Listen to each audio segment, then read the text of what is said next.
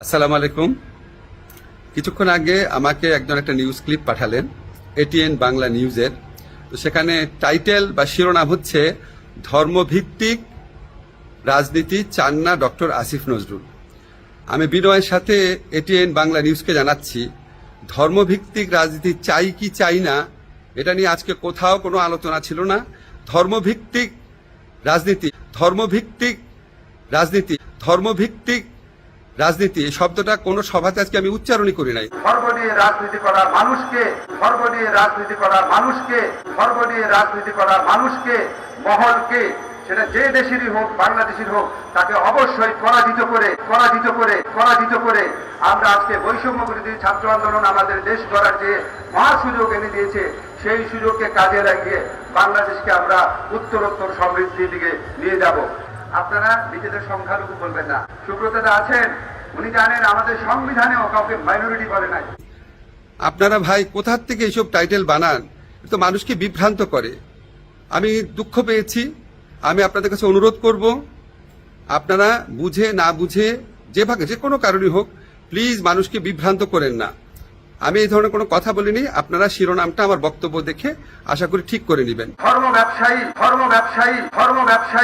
এবং ধর্ম নিয়ে রাজনীতি করার মানুষকে মহলকে সেটা যে দেশেরই হোক বাংলাদেশের হোক তাকে অবশ্যই পরাজিত করে। এত কষ্ট কেন ভালোবাসায়? সি দুষ্টু সি আসিফ ভাই, আপনি এই সেকেন্ডের মধ্যে মিশা কথা কে বললেন? হয় এটা ঠিক অবশ্য যে আপনি কর নাই যে ধর্মভিত্তিক রাজনীতি আপনি চান না, কিন্তু আপনি কি কইছেন? আপনি কইছেন ধর্ম ব্যবসায়ী আর ধর্মভিত্তিক রাজনীতি যারা করে তা করে পরাজিত করতে হবে, একই তো কথা।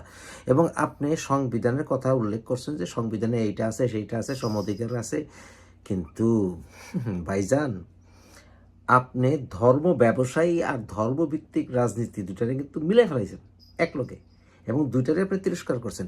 তাহলে আপনি তিরস্কার করেন, তাহলে ধর্মভিত্তিক রাজনীতি আপনি পছন্দ করেন না, এটা তো করতে চাইছেন। আসলে মুখ ফসকায় বেরিয়ে গেছে। আপনি মনে করছেন আপনি 1992 সালে আছেন। আপনি 1992 সালে নাই, আপনি 2024-এ আছেন। কারণ 2024-এ এই বৈষম্য বিরোধী যারা ছাত্র নেতা আছে এই গড়ে আপনি যখন ব্যবহার করতেছিলেন, খুশি করতেছিলেন, তখন কি কইছিলেন? যেখানে 400-500 দেবদেবী এবং ওই দেবদেবী হচ্ছে তৎকালীন কুরাইশ বংশ আছে, তাদের অর্থ প্রতিপত্তি এবং তাদের সমস্ত শক্তিমত্তার উৎস উনি সব নাকচ করে দিলেন। আপনি চিন্তা করতে পারেন, আমরা এই সরকারের আমলে একটা কথা বলতে 50 বার চিন্তা করি, আর উনি সরকার কেন পুরা সমাজ ব্যবস্থার বিরুদ্ধে বলে নো, উনি সব ধ্বংস করো, উনি সব মিথ্যা। হ্যাঁ, আপনি মূর্তি ভাঙ্গা, তারপর সমস্ত অনিচারগুলি সব ভেঙ্গা তছনছ করে ক্ষমতা চাইছিলেন না? ডোন্ট ওয়ারি, আপনার আশেপাশে যা সমন্বয়ক আছে না, এরা যে কোন পর্যায়ের ইসলামিস্ট বা মৌলবাদী ধর্ম ব্যবসায়ী ধর্ম রাজনীতি করে আমরা খুব ভালো করে জানি। এরা সকল ধর্মের সম অধিকারে বিশ্বাস করে না।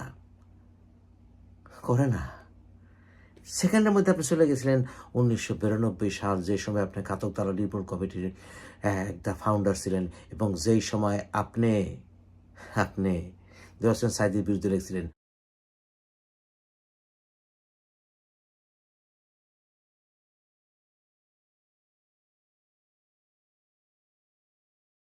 আপনি আবার বর্তমানে করতেছেন নাকি এটা আর্টিফিশিয়াল ইন্টেলিজেন্স। শব্দ দিয়ে খেললে লাভ নাই। হিন্দু ভাইগো প্রোগ্রামে যখন গেছেন তখন মুখটা কি কইয়া ফেলাইছেন বুঝতে কারো বাকি নাই। আপনার ভিতরটা বেরিয়ে আসছে। ভালো, এটা ভালো। তবে আপনি ক্ষমতা আসার জন্য জাগো ঘাড়ে পাড়া দিয়ে আসছেন না, এরাই আপনার ধরবে, আমাদের কিছু করার লাগবে না।